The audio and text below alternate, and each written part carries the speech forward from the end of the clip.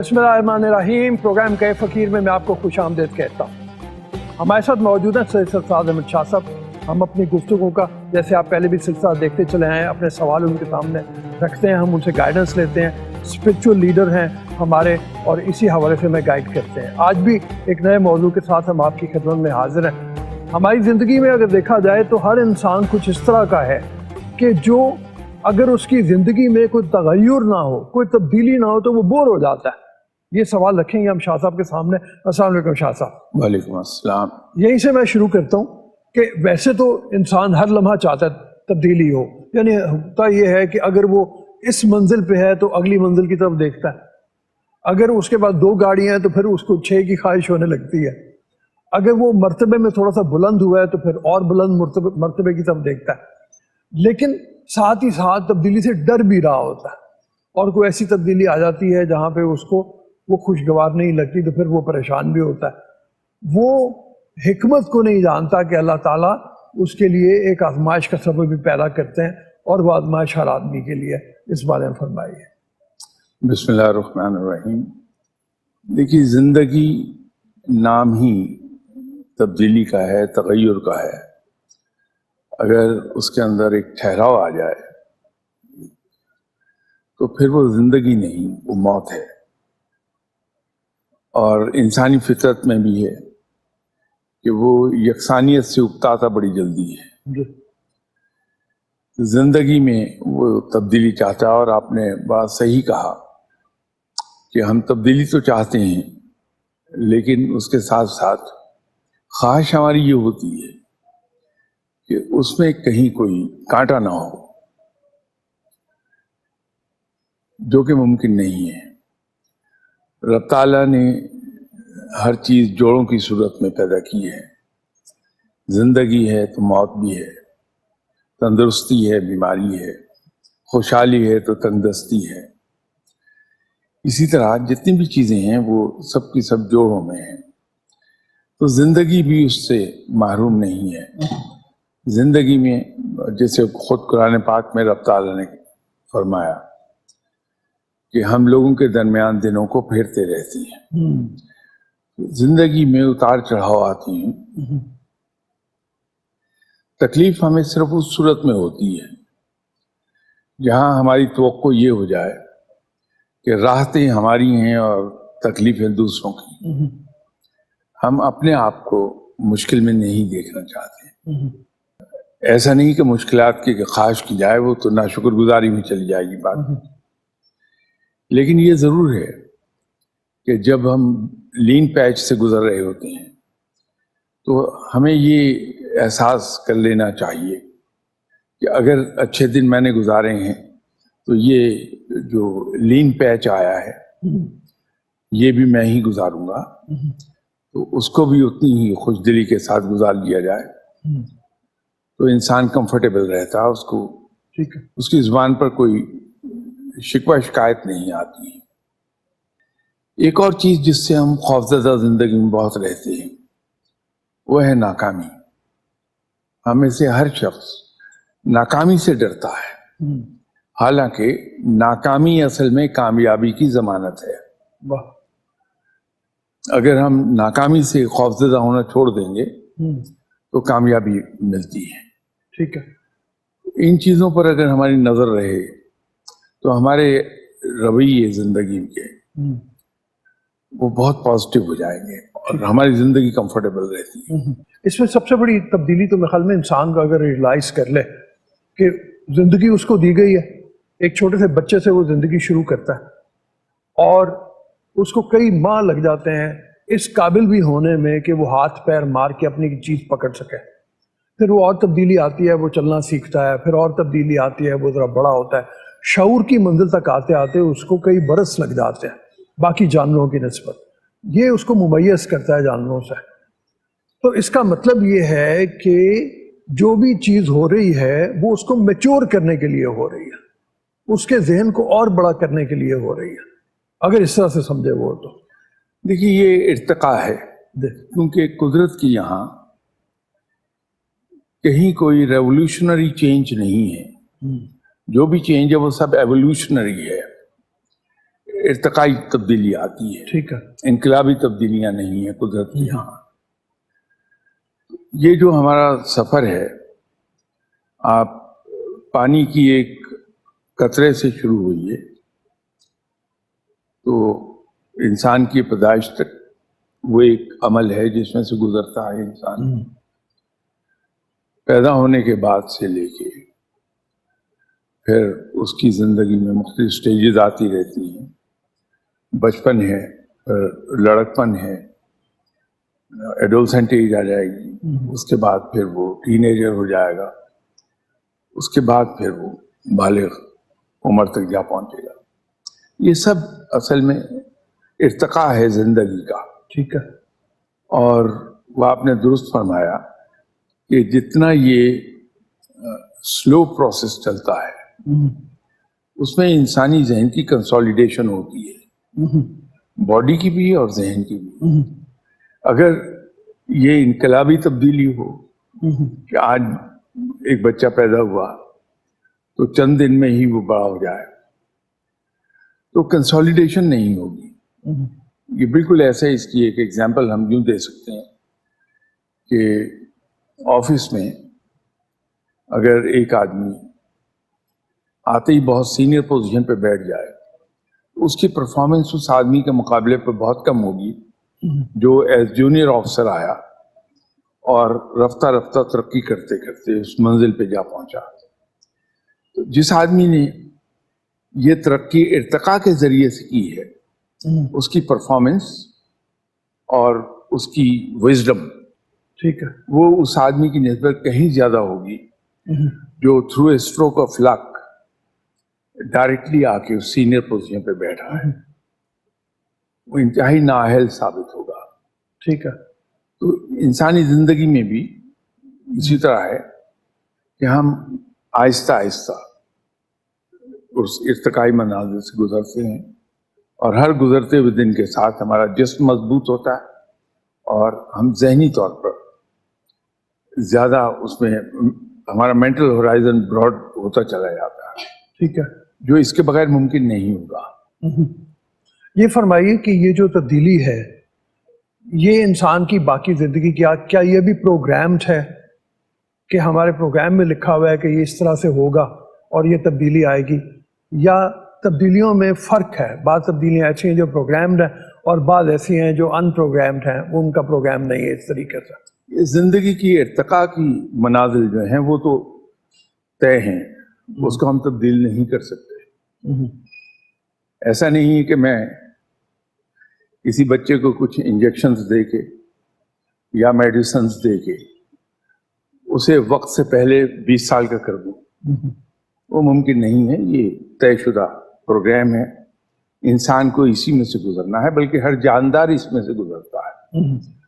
فرق یہ ہے کہ جتنا بڑا اس کا رول ہے یا جتنی بڑی اس کی جسامت ہے ان کا جسٹیشن پیریڈ بھی اتنا ہی لمبا ہے. ہاتھی ہے سب سے عظیم الجثہ جاندار اس وقت ہاتھی ہے موجودہ دور میں. اس کا جسٹیشن پیریڈ 2 ایئرز ہے. گھوڑا ہے اس کا جسٹیشن پیریڈ 1 سال ہے. انسان کے جسٹیشن پیریڈ 9 مہینے ہے. آپ ہاتھی کو دیکھیے، بہت طاقتور ہے اور بھاری کام کرتا ہے، عمر بھی لمبی پاتا ہے. اسی طرح گھوڑا ہے، بہت انرجی کا مالک ہے. انسان بھی دنیا میں سب سے سخت جان کوئی اگر چیز ہے تو وہ انسان ہے.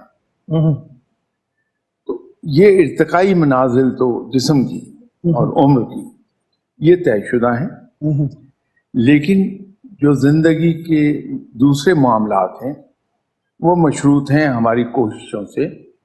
جیسے رب تعالیٰ نے قرآن میں یہ فرمایا کہ انسان کو وہی کچھ ملتا ہے جس کے لیے وہ کوشش کرتا ہے. ٹھیک ہے.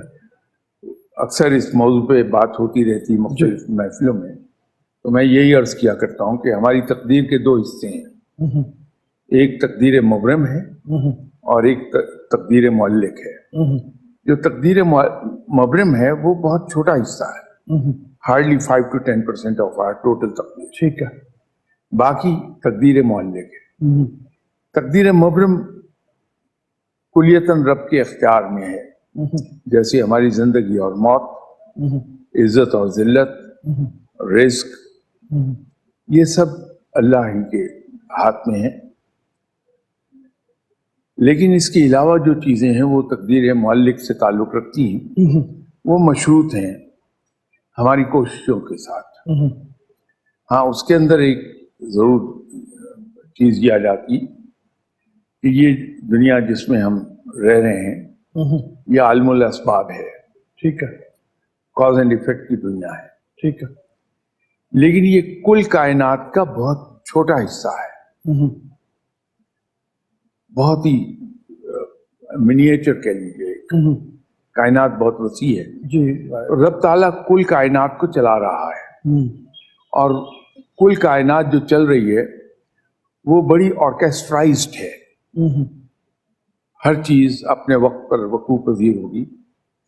بعض اوقات ہماری کچھ ایفرٹس اس ڈائریکشن میں ہو جاتی ہیں جو اس گریٹر اسکیم آف افیئرز میں فٹ نہیں ہوتی، تو اس میں ہمیں کامیابی نہیں ہوگی، لیکن رب تعالیٰ اس کو کئی گنا زیادہ کر کے کسی دوسری جگہ ہمیں کمپنسیٹ کر دے گا۔ یہ ہوتا ہے ہماری زندگی میں، جی، ہم کوشش بھی نہیں کرتے، کچھ چیزیں حاصل ہو جاتی ہیں، وہ اصل میں ہماری اس ناکامی کو کمپنسیٹ کیا ہوا ہوتا ہے اللہ تعالیٰ نے۔ یا اکثر اوقات یہ ہو جاتا ہے کہ میں کسی ایسی ڈائریکشن میں کوشش شروع کر دوں گا جس کا نتیجہ میرے حق میں بہتر نہیں ہے، کیونکہ رب تعالیٰ عالم الغیب ہے، وہ ازل سے ابد تک کے معاملات جانتا ہے، اس کو بہتر پتا ہے کہ میرے لیے کیا اچھا کیا برا، تو میں وہ ایفرٹ کر رہا ہوں تو اس کا نتیجہ وہاں نہیں ملے گا مجھے۔ اللہ تعالیٰ نقصان دینا نہیں چاہتا، بڑا رحم دل ہے، بڑا رحیم و کریم ہے، تو وہ ان ایفرٹس کو کہیں اور کمپنسیٹ کر دے گا۔ ٹھیک ہے، تو یہ کہیں کہیں ہمیں زندگی میں، جہاں میں ایفرٹ کی بات کر رہا ہوں، تو یہ اس چیز کو ہم فیس کرتے ہیں، لیکن وہ ہوتا ہماری فیور میں ہے۔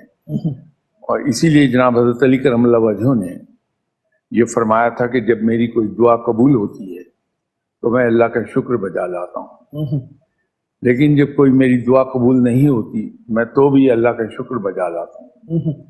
اب دعا پوری ہونے پر شکر بجا لانا تو سمجھ میں آ جائے گا، تو دوسری بات جو ہے وہ سمجھ میں فوراً نہیں آتی۔ تو آپ جناب حضرت علی کرم اللہ وجہہ نے فرمایا کہ میں اس لیے دعا قبول نہ ہونے پر شکر بجا لاتا ہوں کہ اللہ تعالیٰ نے میری ایسی خواہش جو میرے لیے اچھی نہیں تھی اس کو پورا نہیں کیا اور مجھے اس نقصان سے بچا لیا۔ ٹھیک ہے، اس پر میں شکر ادا کرتا ہوں۔ تو بعض اوقات ہماری زندگی میں اس قسم کی چیز بھی پیدا ہو جاتی ہے، ٹھیک ہے، لیکن وہ چیدہ واقعات ہوں گے، ہر روز نہیں ہوتا، لیکن زیادہ تر یہی ہے کہ ہمیں وہی کچھ ملتا ہے جس کی محنت کر رہے ہیں۔ ٹھیک ہے۔ ہماری جو زندگی میں تبدیلی آتی ہے، فرض کیا کسی آدمی کے مشکل وقت آ گیا، تو وہ ایسا کیوں ہوتا ہے کہ وہ مشکل وقت اس کے گھر والوں کے لیے بھی ہو جاتا ہے، اس کے رشتہ داروں کے لیے بھی ہو جاتا ہے؟ کیا اللہ تعالیٰ ایک ہی وقت سب کو امتحان میں ڈال دیتے ہیں، یا ان کی قسمت میں جو لکھا ہوا ہے وہ ان کو پھر کچھ عرصے بعد مل جائے گا؟ یہ کیا ایک نظام ہے؟ اس کی مثال بہترین یہ ہے کہ ہم سب ایک بس میں بیٹھے ہوئے ہیں، 45-50 اور پیسنجرز ہیں اس میں، ڈرائیور غلطی کرتا ہے اور اس بس کا ایک ویل کسی گڑھے میں جاتا ہے۔ اب وہ غلطی صرف ڈرائیور کی ہے، لیکن جو جھٹکا لگے گا وہ پورے پیسنجرز کو لگے گا جو اس بس میں بیٹھے ہوئے ہیں۔ ایسا نہیں ہے کہ صرف ڈرائیور ہی کو فیس کرنا پڑے۔ جی جی، ایک گھر ہے جس کا سربراہ ہے، اگر وہ ایک ایسے پیچ میں چلا گیا جو کوئی زیادہ فیوریبل نہیں ہے تو ریسورسز افیکٹ ہوتی ہیں اور اس کی کمی دوسروں کو فیس کرنی پڑتی ہے۔ لیکن اس کے اندر ایک چیز اطمینان کا باعث بن جائے گی اگر ہم اس کو اس اینگل سے لے لیں کہ شاید یہ وقت زیادہ مشکل ہو جاتا تو جو میرے ڈیپینڈنٹس ہیں ان کی تقدیر کی وجہ سے مجھے وہ دقتیں فیس نہیں کرنا پڑ رہی جو مجھے دوسری صورت میں کرنی پڑتی. ٹھیک ہے. آپ امریکہ وغیرہ میں پڑھے ہیں, یورپ جاتے رہتے ہیں, وہاں آپ نے ایک چیز ٹی وی پر نوٹ کی ہوگی کہ کوئی بچہ گم ہو گیا, نیکسٹ ڈے پولیس نے اسے کسی جنگل میں سے ریکور کر لیا. تو ٹی وی پر وہ بچہ جب آتا ہے تو اس سے اینکر ایک سوال پوچھتا ہے کہ یو اسٹیڈ ان جنگل, ہاؤ واز یور نائٹ. تو ایک چھوٹا بچہ وہ ایک جواب دیتا ہوا نظر آئے گا آپ کو, اٹ کوڈ ہیو بین ورس. یہ چیز اس کو اس رات کی جو تکلیف اس نے کسی درخت پر بیٹھ کے گزاری ہے رات, اس کو کم کر دیتی. ٹھیک ہے. کہ معاملات اس سے بھی برے ہو سکتے تھے, لیکن اللہ تعالیٰ نے مجھے چلیے اتنا ہی کمفرٹ دیا کہ مجھے سیفٹی تو مل گئی درخت چاک پر بیٹھ کے. تو ہماری زندگی میں بہت سے پہلو, ہماری تکلیف اس پہلوؤں میں ختم ہو جائے یا ایٹ لیسٹ کم ہو جائے اگر یہ پازیٹیو ایٹیٹیوڈ ہم لے جائیں. ٹھیک. کہ جس مشکل وقت سے ہم گزر رہے ہیں یہ شاید اور زیادہ دشوار ہو سکتا تھا, لیکن جو میرے ڈپینڈنٹس ہیں ان میں سے کسی کی تقدیر کا سب کو آرام مل رہا ہے. ٹھیک. میرے خیال میں کچھ سوال لے لیتے ہیں. جی آپ میں سے کوئی کچھ بولنا چاہے, کوئی سوال کرنا چاہے. میرا شاہ جی سے یہ سوال ہے کہ آپ نے اپنی کتاب کا نام کہہ فقیر کیوں رکھا ہے؟ اس کے پیچھے کوئی وجہ نہیں ہے سوائے اس کے کہ میری تعلیم کی کمی اور میری نالائکی. یہ کتاب میں نے لکھی ہی نہیں, یہ گفتگو کا مجموعہ ہے جو میں مختلف جگہوں پر کرتا رہا. کچھ لوگوں نے یہ سجیشن دی کہ اس کو کمپائل کر لیا جائے, اس گفتگو کو. وہ کمپائل ہو گئی. اب اس کا نام رکھنے کا مرحلہ تھا. نام سمجھ میں نہیں آتا تھا کیا رکھا جائے. کبھی ایک نام رکھتا تھا میں, کبھی کوئی دوسرا, لیکن کوئی اچھا نام سمجھ میں آتا نہیں تھا. تو ہمارے ریڈیو, ٹیلی ویژن اور فلم کے بڑا مشہور ایکٹر ہیں شجاعت ہاشمی صاحب. ایک دن وہ تشریف لائے ہوئے تھے میرے پاس, تو انہوں نے مجھ سے ذکر کیا کہ وہ اپنا ایک نیا کالم شروع کرنا چاہتی ہیں اور اس کا نام کہے فقیر ہے. تو ساتھ ہی انہوں نے کہا کہ لیکن ابھی کالم شروع کرنے میں مجھے وقت لگ جائے گا. تو یہ اس کی ووکل بیوٹی مجھے زیادہ پسند آئی کہے فقیر کی. میں نے ان سے ایک ریکویسٹ کی کہ آپ تو پڑھے لکھے آدمی ہیں, کوئی اور نام سوچ لیں گے تو یہ نام مجھے آپ دے سکتے ہیں. ہر بڑے آدمی کی طرح انہوں نے کچھ دلی سے مجھے کہہ دیا کہ آپ لے لیجیے. تو یوں یہ کہے فقیر نام اس کتاب کا رکھا گیا.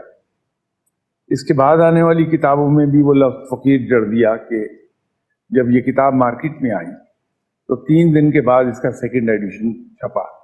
ایک ویک میں 4 ایڈیشن چھپے اس کی طرف. تو میرے پبلشر نے مجھ سے ہی کہا کہ اس نام کو تبدیل نہ کریں, اب یہ فقیر سیریز ہی چلنے دیں. اب وہ ایک نئی دشواری آتی ہے کہ ہر نئی کتاب کے وقت سوچنا پڑتا ہے, سر جوڑ کے بیٹھتے ہیں کہ ایسا کیا نام ہو جس میں فقیر آ جائے. خاصا دشوار. ہاں خاصا دشوار ہے. جی بسم اللہ. میرا شاہ صاحب سے سوال یہ ہے کہ تبدیلی اور ترقی کا آپس میں کیا تعلق ہے اور اس کو کس طرح ہم اپنی زندگی میں بڑھا سکتے ہیں؟ ابھی تھوڑی دیر پہلے میں ایک بات عرض کر رہا تھا کہ ہم تبدیلی سے گریزاں ہوتے ہیں, اور اس کی وجہ یہ ہے کہ کہیں لاشعور میں ہمارے ایک ناکامی کا خوف بیٹھا ہے کہ ہم کہیں ناکام نہ ہو جائیں, تو قدم اٹھاتے ہوئے ہم ڈرتے ہیں. ایک چیز اگر ہمیں سمجھ آ جائے کہ رسک لیے بغیر ہم تبدیلی لا نہیں سکتے, اور اس رسک کو البتہ ہم بہتر کر سکتے ہیں رسک فیکٹر کو، کہ ہم بجائے بلائنڈ رسک لینے کے کیلکولیٹڈ رسک لے لیں، کہ اس کے تمام پہلوؤں پر غور کر لیں اور اس کے بعد ایک فیصلہ کریں، پھر اس فیصلے پر قائم ہو جائیں. تو وہ جو چینج آئے گی وہ لامحالہ ہمیں کامیابی کی طرف لے کے جائے گی. تبدیلی کے لیے ہمیں اسٹیپ اٹھانا پڑے گا اور کامیابی اسی سے مشروط ہوگی. جی کوئی اور؟ میرا سر سے سوال یہ ہے سر جیسے آپ نے کہا کہ چینج ایک ایولیوشنری پروسیس کے ذریعے سے ہی آتی ہے، ریولیوشنری چینج کوئی نہیں ہوتی. اگر دیکھا جائے سر، چینج سوسائٹی کی سموتھ فنکشننگ کے لیے وائٹل رول پلے کرتی ہے، لیکن سوسائٹی اسے جلدی ایکسیپٹ کیوں نہیں کرتی؟ کیوں سینچریز لگ جاتے ہیں؟ کیوں اتنا ٹائم لگ جاتا ہے؟ اس کی وجہ کیا ہے سر؟ جس طرح سے رب تعالیٰ نے ہماری شکل و صورت ایک دوسرے سے علیحدہ بنائی ہے، ہمارے فنگر پرنٹس ایک دوسرے سے نہیں ملتے ہیں، اسی طرح ہماری باڈی کیمسٹری اور ہماری روح کی کیمسٹری بھی ایک دوسرے سے نہیں ملتی. جب باڈی کیمسٹری ہماری ایک دوسرے سے نہیں ملتی تو ہمارے ایکشنز اینڈ ری ایکشنز وہ بھی ایک دوسرے سے مماثلت کمی رکھتے ہیں. تو ہماری فطرت میں 3 طرح کے رویے ہیں. کچھ ہمارا ایک سیگمنٹ ہے جو کسی بھی تبدیلی کو بغیر کچھ سوچے سمجھے، بغیر اس کی جان پٹک کیے، بغیر اس کو ٹیسٹ کیے، اس کو ریڈیلی قبول کر لیتا ہے. ایک سیگمنٹ وہ ہے کہ وہ تبدیلی کو دیکھے بغیر، اس کی نیچر کو ایگزامن کیے بغیر آؤٹ رائٹلی ریجیکٹ کر دیتا ہے. اور تیسرا سیگمنٹ وہ ہے جو بین بین چلتا ہے دونوں کے. جو سوسائٹی ہے ہماری، وہ بذات خود تو کچھ ہے نہیں، وہ انڈیویجولز کے مجموعے کو آپ سوسائٹی کہتے ہیں. تو سوسائٹی کا ایٹیٹیوڈ یہی ہے. تو یہ بالکل نیچرل ہے یہ ایٹیٹیوڈ کہ کچھ آبادی کا ایک حصہ تبدیلی کو اسٹریٹ اوے ریجیکٹ کر دیتا بغیر کچھ جانے. ایک سیگمنٹ ایسا ہے سوسائٹی کا جو اس کو فوری طور پہ قبول کر لے. یہ میرے نزدیک تو ایک پازیٹیو سائن ہے. زندہ سوسائٹی، لیونگ سوسائٹی، یہ اس کی نشاندہی کرتا ہے اور یہ ایک چیز اور بتاتا ہے کہ ہم ذہن کو اپلائی کرتے ہیں. جی میرا شاہ صاحب سے کوشچن ہے، تھوڑا سا براڈر پرسپیکٹیو کے اندر ہے کہ آپ تبدیلی کے متعلق بات کر رہے ہیں. جیسا کہ ہمارا سوشو اکنامک سسٹم ہے کافی مستبدانہ، ظالمانہ اور استحصالی سسٹم ہے، تو ہمارے حالیہ وقت کے نامور جو ادیب ہیں، مفکر ہیں یا سو کالڈ انٹلیکچوئلز ہیں، تو وہ ہمیں اس چیز کو اس طرح پیش کرتے ہیں کہ یہ جیسے کوئی ڈیوائن ول ہو، نہ کہ ہمیں موٹیویٹ کرتے ہیں کہ اس کے خلاف ہم جوائنٹ ایفرٹ کریں. تو کائنڈلی یہ بتا دیں کہ جو تبدیلی ہے، حقیقی تبدیلی، اس تناظر میں ہم کس طرح لے سکتے ہیں؟ اصل میں ڈائریکٹڈ ہے اس سمت میں اس سوسائٹی کے مزاج میں جو تبدیلی آئی ہے، جو ہماری کلچرل ویلیوز میں تبدیلی آ گئی ہے اور اس کے نتیجے میں جو تبدیلیاں واقع ہوئی ہیں، یہ اس سے تعلق رکھتا ہے یہ سوال. جیسے ابھی میں ایک عرض کر رہا تھا کہ سوسائٹی کیا چیز ہے؟ کچھ بھی نہیں ہے ماں سوائے افراد کے مجموعے کے. جو بحیثیت فرد کے میرا ایک ایٹیٹیوڈ ہے، ایک بیہیویئر ہے، وہی پوری سوسائٹی کا ایٹیٹیوڈ اور بیہیویئر ہوگا. اگر آپ گہری نظر سے اسٹڈی کریں گے چیزوں کو تو 1947 سے 2021 تک آپ کو مسلسل ایک انحطاط نظر آئے گا جو گریجول ڈکلائن کو شو کر رہا ہے ہمارے.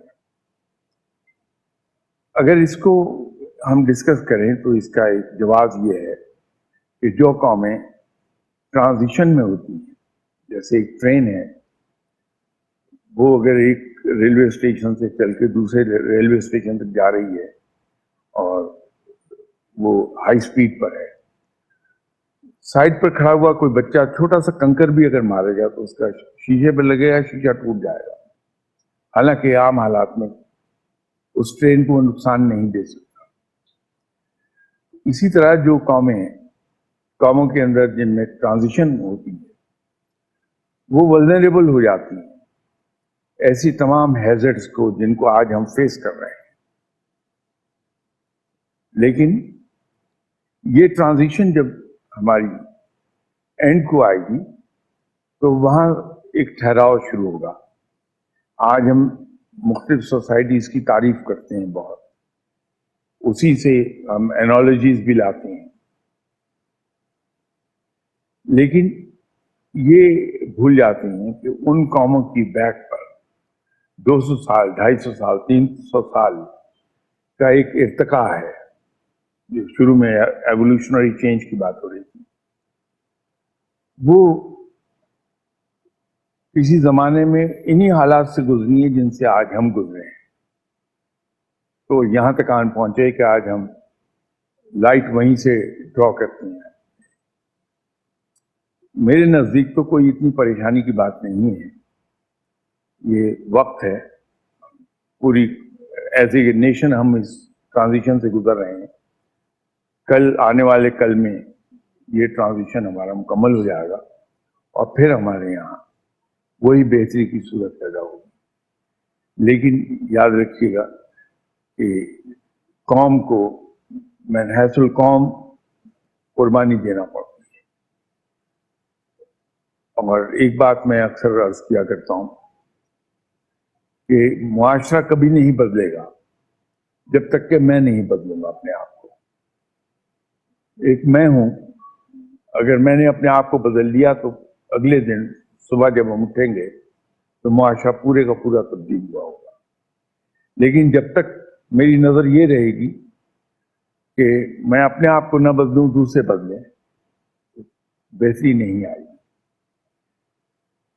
आज तो मैं ये सोचता हूं कि दूसरे सब मूसा बन जाए और मैं फिरौन रहूं। ये रवैया तब्दील करने का है। जो आपने इंटेलेक्चुअल्स की बात की, मुफक्किरीन की बात की, आपने रिफॉर्मर्स की बात की, ये अगर इधर को डायरेक्ट कर लें अपनी गुफ्तगू को कि कौम को बदलने का आसान तरीन तरीका ये कि एक मैं अपने आप को बदल लूं, 24 घंटे में पूरी कौम तब्दील हो जाएगी। ये सबक पढ़ाना जरूरी है।